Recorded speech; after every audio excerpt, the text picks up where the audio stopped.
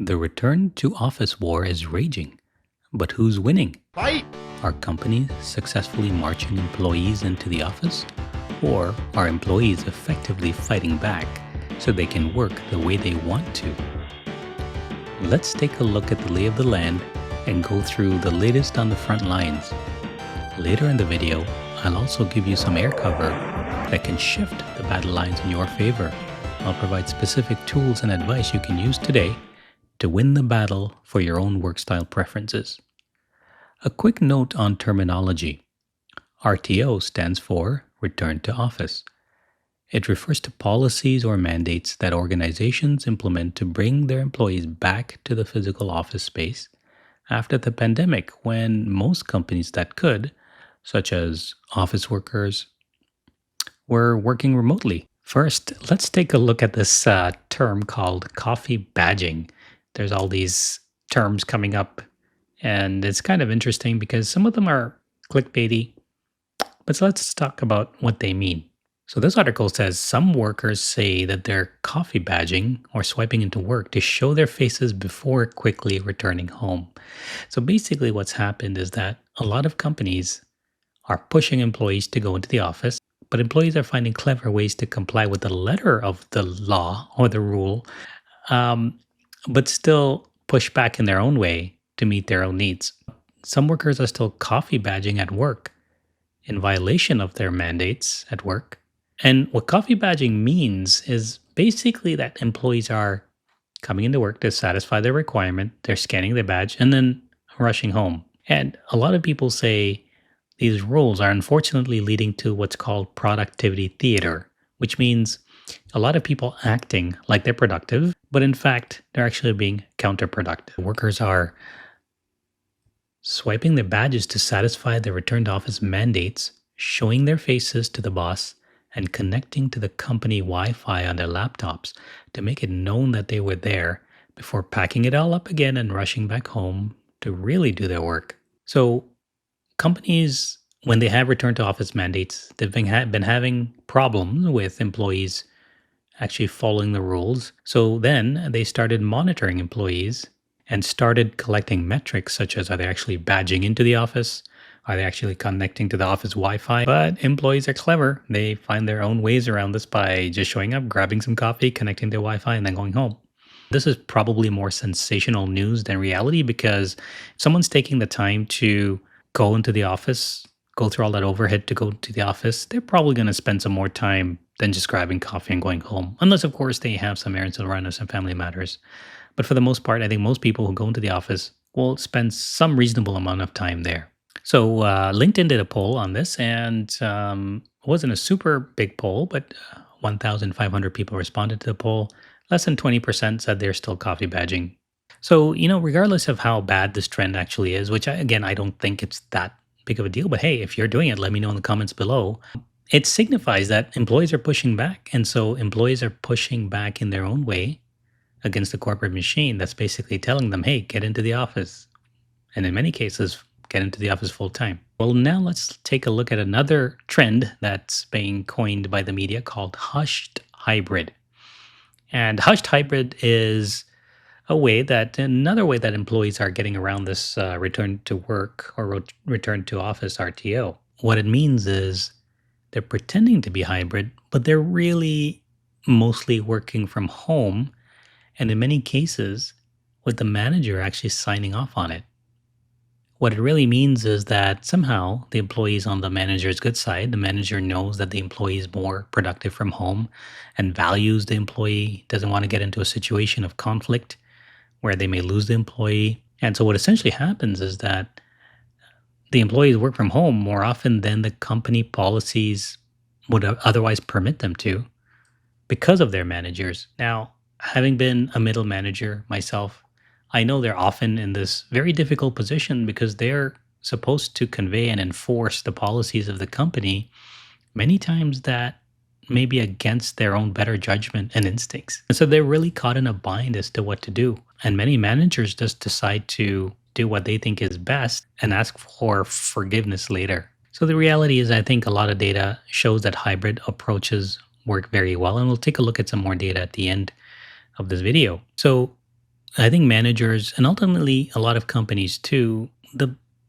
biggest metric that they look for are results. And I think as long as managers can show that they're delivering results, a lot of times many things are forgiven, even if they're technically violating company policy. And here, as I said myself, right, managers often find themselves caught between a rock and a hard place as they try to juggle employee desires to work remotely with firms' mandates to haul them back to the office. Now, the problem for managers is that if they allow some of their employees to work from home, it's called favoritism. And it's kind of like parents, right? They always say they love all their kids equally, but they may be a little fond of some of them a bit more. For managers, this is a tricky situation because even though they may be getting people to be more productive, it can lead to these kind of issues of morale on the team if only some people are allowed to work from home and not others. Okay, now let's take a look at this article from Fortune. It says tech CEOs are backtracking on RTO mandates now. Just 3% want workers in the office full time. Wow. So that seems to be a bit of a change from the big push to RTO earlier. Many tech firms spent the last 2 years summoning workers back into the office. That's true. After the pandemic, they thought, well, it's time to get back to normal. And companies threatened workers with layoffs if they didn't comply. Or they may not have used layoffs explicitly, but it was sort of understood that if you weren't playing the game the company wanted, then you were probably going to be on the list of layoffs. And even Zoom pushed to get to in person working last year. And this is especially notable because Zoom was one of the companies that enabled the whole remote work phenomenon by reinventing video conferencing. But the data seems to indicate that tech bosses have given up on this war on working from home. According to data that Fortune obtained, just 3% of these firms are now asking workers to go into the office full time. That's a big drop from previously from 8%. And this is from about 3,000 tech companies. Now, at the end of the video, I'll show you how you can look at this data yourself to find companies that are fit for your work style. A lot of times when people talk about these concepts, they talk about in absolutes. So there's some people that say, hey, remote work is great. That's what I want. Some people say, hey, return to office is great. That's what I want. But the reality is that different things work for different people in different contexts. So, for example, I myself like remote work, but at the same time, I'm more senior in my position than many early employees. So, I understand how things work. And then I'm also more on the introverted side of the introvert extrovert spectrum. Not very, very much so, but I would say I lean introvert. And so for introverts, working at home can mean that they're more productive simply because they don't like to be disturbed from intense focused time. And they don't need as much socialization and energy from other people. But conversely, if you are early in your career, or maybe if you are an extrovert, you probably value that camaraderie, that energy that you get from working with other people in person. And so I think oftentimes people miss the mark because they try to paint everything with absolutes. And almost everything in life, I find, is context dependent and situation dependent. So it's not like remote work is all good with no bad. And it's not like in person work is all good or all bad. It comes down to complex factors.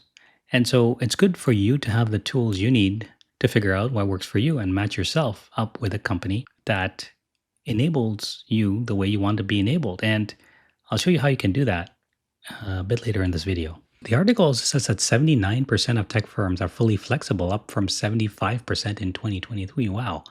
Now, I personally think that's a bit high. I don't think that's accurate. I'm thinking the data that they have is likely not fully up to date. But I think the trend is what's important here. And it's good to see that in general, companies are taking employee views into account and allowing for more flexible work styles. It also says that while 38% of the firms had an employee's choice model in 2023, that percentage has now jumped to 56%. So the data is all pointing to kind of this pendulum swinging back from companies really, really trying hard to push a full return to office to making a bit of a compromise and providing at least a more flexible work environment where employees have to come in some of the time, some days. Most commonly, I see between 2 to 3 days in the office, and then employees are free to work from home if they choose to the other days. Now, the article also talks about how CEOs could make up their minds. They are trying different things in 2020. In 2020, companies like Meta, Twitter, Shopify declared they were going to leverage the decentralized way for good. So it's interesting that, well, they kind of changed their tune. Mark Zuckerberg said they were going to be the most forward-leaning company on remote work at their scale. And they were going to come up with a thoughtful plan on how to do it. Well, that wasn't in 2023, though. Come 2023, Zuckerberg then said it was the year of efficiency and demanded workers return to work in the name of productivity, while simultaneously scaring staff into complying with mass layoffs. And again, I mentioned earlier, company CEOs, executives often talk about productivity. Yeah, that's part of the story, but it's not the entire story. The thing is, companies won't talk about the other issues. They just brush everything under the umbrella of productivity. And in a similar way, Dell, just 2 years after declaring 60% of its workforce would operate remotely, it's now told workers that they must go into the office 3 days a week. And if you see my other video, you'll see how they're color coding employees' badges and trying all these pressure techniques to ensure that employees comply. These are not alone. Google, Salesforce, Amazon, they're all trying to push employees to return to office and comply with the policies that they have. Employees are pushing back, resisting. CEOs and executives have softened their stance a little bit on working from home. So KPMG did a survey of US CEOs for companies earning over 500 million, and only one third expected a full return to office in the next 3 years. That's a big change from last year when a whopping 62% predicted that working from home would end by 2026. So companies pushed, executives pushed, and employees pushed back. Amazon is the most documented example of how ugly the RTO battle can get. There were 30,000 employees that signed a petition protesting the company's in-office mandate. Wow. And not only that, 1,800 pledged to walk out of their jobs to take a stand. And this is one thing tech companies are really afraid of. Unlike many other industries, tech companies in particular have resisted workers collaborating. If you watch my other video, you'll see the kind of tactics they use. Companies like Meta try to force employees when they leave into silence, which is arguably illegal. But companies don't want their employees to organize because then it makes it much tougher for them to negotiate and control the employees. So this was a bit of an issue on Amazon's hands with that to deal with such a surge of employees asking for a change to their RTO policies.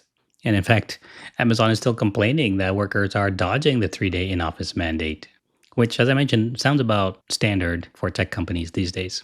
But there are some CEOs, like the CEO of Dropbox, that basically says a lot of bosses are struggling over RTO because they try to go back to 2019. They try to hit the 2019 button and it's clear it's not working. We're in 2024, people. Now let's take a look at a report and some data by research firm Gartner. In my opinion, and I think in many executives' opinion, Gartner is the number one industry analyst firm. So I take the data and the research that they do, I give it more weight generally. If you're trying to convince or provide information to your management chain, I'll talk a bit more about that later in the video.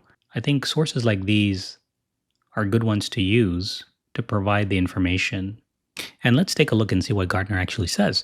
It says, the data is in, return to office mandates aren't worth the talent risks. Okay, let's see why. A lot of executives say that return to office are a source of leadership conflict, and it definitely is. And on top of that, work-life balance are among the top reasons employees quit. The research goes on to say that many organizations have encouraged on-site work, but see low compliance and they're resorting to RTO mandate. But most HR leaders actually say that it creates a source of conflict. And I think what they're implying is that it's unnecessary conflict. And why is that? Well, the benefits look like they're modest, but the problem is that it weakens the trust between employees and employers. So let's take a look at the actual information from Gartner. What do the numbers say? Well, you can see they've broken up the type of employees into several categories, and with an RTO mandate, you do get some benefits. There's some small percentage increases in things like effort, in terms of things like engagement. But look at the big drop in terms of intent to stay. It creates a big drop on employees who intend to stay.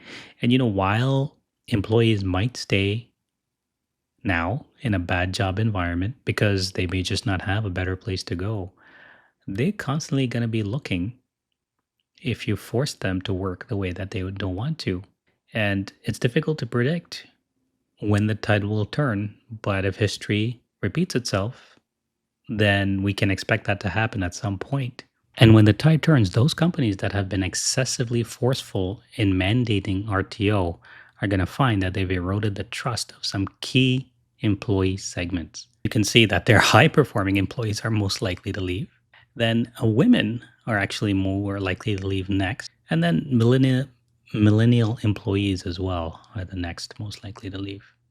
Yeah, the Gartner report says that high performers, women, and millennials are the three groups that prize flexibility and are the biggest flight risks.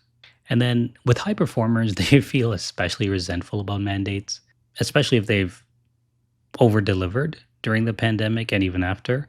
Now, in my experience, if you are a super high performer, you're a rock star, often you can get an exception anyway. But for those who don't speak up and don't push back, the company may not realize that they may be looking elsewhere because of an RTO mandate. What I find interesting here is that neither performance nor inclusion improve in office. So certain segments, especially women and millennials, were negatively impacted for companies that had RTO mandates. And then it's interesting that most employees, two-thirds, report that they work best in a remote environment. And this is surprising, but they also feel feelings of inclusion in a remote environment are higher than on site. This is something I wouldn't have naturally expected. Now, the big one that would scare employees is that these high performing employees report a 16% lower intent to stay in the face of on site work requirements. And this is something that companies will be really afraid of. So, if you want one data point to provide to your management chain, if they're implementing a full RTO, just send them this information. Now, the article also does say that there are some small, modest benefits with RTO mandates. There's a little bit more effort. There might be more collaboration, helping other colleagues. And then it's interesting that managers actually think they get the greatest benefit from these RTO mandates. And, I think part of the reason is that these middle managers, they're kind of caught in a war between what's coming from the high level executives and their employees. They have to make sense of all of that. And so with a mandate, it's a very clear cut rule. And they don't have to take on the burden of trying to navigate these complex issues because it just becomes the rule. And then managers get more time with employees when they're in the office. And so it makes it a bit easier to get to know the employees, but to interact with them and understand them. And so it looks like managers see the greatest benefit from RTO mandates, not the individual contributor employees. So Gartner says that a flexible approach yields the best results. And this is what I think as well. I don't think that there is one size fits all in these situations. Like for me personally, I prefer mostly working remotely, but I understand that might not be ideal in all situations and for all people. So for some people, the in-person connection can be energizing, but the flexible human-centric hybrid models yield positive results than a one-size-fits-all. So what does Gartner recommend? Well, it recommends focusing attendance on site around activities such as brainstorming and things like offsites. And this is exactly what I would have said. I like it. Allow employees to influence the policy. I think this is important, getting feedback from the employees, listening to them, and trying to figure out what's a win-win. That also make employees feel like they're actually being heard. And then for companies implementing a policy, be very clear about the why. I think many times I see companies making these dubious general claims about productivity without any real information to back it up. And I think employees are smart. They kind of see through that. So if you're interested in making sure that your company is not going to put in a full on RTO mandate, what should you do? Well, one thing you can do is take articles and research like this and gently pass it on to your manager or your management chain. You have to be aware of the optics and what will look good. But if you approach it from a place of, hey, I came across this information, it looks interesting, maybe you want to take a look at it, you present yourself in a frame of how you're trying to help the company and help your manager, that might work out really well for you. Now, this is contrary to if you look at my other video on Brittany Peach, who basically says something like, hey, well, if a company talks about RTO, I'm just going to quit. Companies don't want to hear things like that. It comes across as very confrontational. And I think a better approach is to frame what you're doing as an intent to help your manager and the company. And the reality is that's what you are trying to do. So I think how you communicate these things and how you present them is a win-win. So what are three things you can tell your peers, your managers, your company, if you want to advocate for a more flexible approach to work? Well, one, you can show them, according to this research at least, that the benefits of the work aren't worth the risks. That's number one. Number two, employee engagement will increase if you give them an opportunity to shape and adapt the policies. And then number three, the wrong RTO approach can derail the long-term talent strategy, meaning most likely companies with the wrong RTO approach are going to lose their top performers. Okay, so here's a nice little tool that I found called Flex Index. You can go to the flexindex.com website, and I'll put the link in the description below as well to use this tool.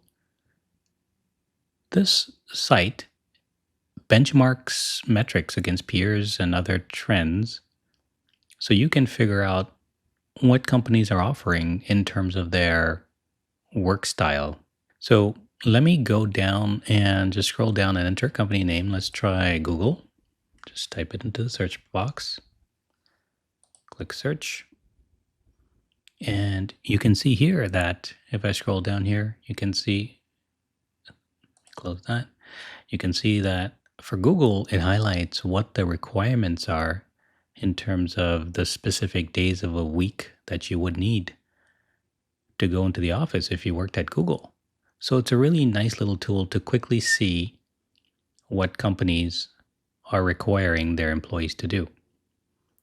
Let's take a look at another company. I'll check out Dell since I had made another video on Dell previously and how they're trying to color code their employees with badges and so on.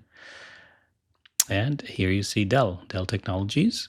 They require minimum days a week, and that's 3 days a week, which is about standard for tech companies these days. This is a nice tool that lets you search for companies that let you work the way you want to work. So for example, if I wanted to search for a company that allowed some flexibility to work from home, I could search for minimum days a week.